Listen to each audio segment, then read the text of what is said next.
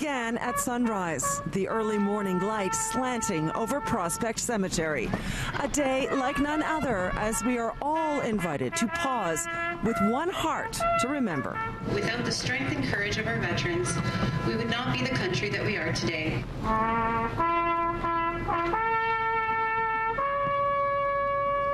A day of gratitude and honor for our fallen and wounded.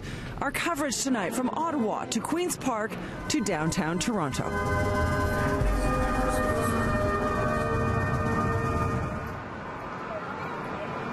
Standing like a sentry on this chilly November 11th night, the Old City Hall Cenotaph. Once again this year, as usual, it was the scene of Toronto's largest Remembrance Day commemoration.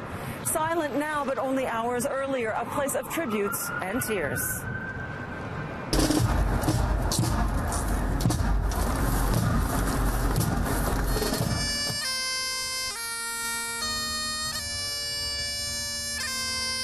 Grandfathers that are still in the mud of fence. Something that means a lot to you. Yes. So you're getting emotional about it. Oh yes, unfortunately, but Well, it's not unfortunate because these are people that made the ultimate sacrifice. they sure did. The least we can do is come out to a service like this.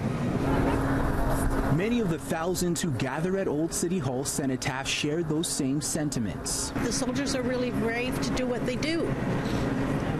Long ago and even now, probably more now.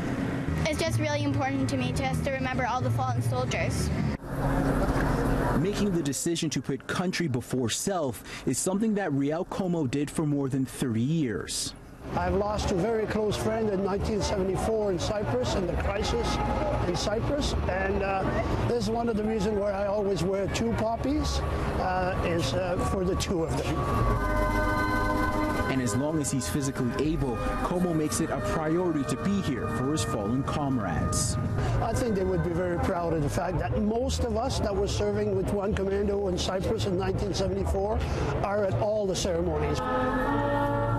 People bundled up as fierce cold wind blew through Queen Street. It's always one of the first days of the year when you feel a very distinctive near-winter chill. And that is, I think, a good thing within the context of Remembrance Day, because it might just give us the tiniest sense of the devastating circumstances in which our servicemen and women did their duty. After the bands and after the speeches, a moment of silence. A time to reflect. What do you think about during that moment of silence? People, my family that fought for the war. And a time to remember.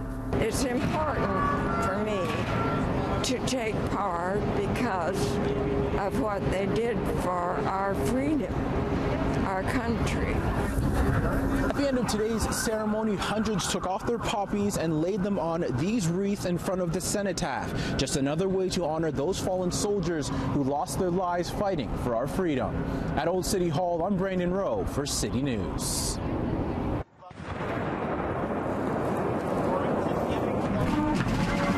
Gun salutes marked Remembrance Day ceremonies in our nation's capital as thousands gathered at the National War Memorial.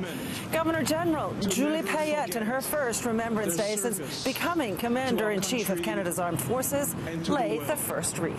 Having in mind, it means remembering the many people who gave their lives for the peace and that of our country.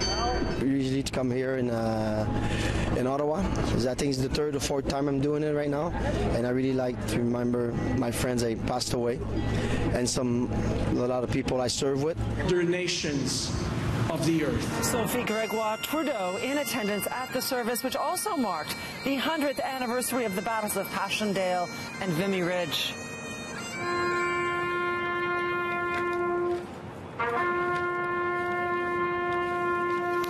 Prime Minister Justin Trudeau marked Remembrance Day in Vietnam, joined by Foreign Affairs Minister Chrystia Freeland, who recited the great memorial poem in Flanders Fields. And the PM posted a short Twitter video honoring the men and women in uniform who have served and who still serve. Hello, everyone. Today, we mark Remembrance Day, a time to honor Canada's women and men in uniform and to pay solemn tribute to those who have answered the call to serve.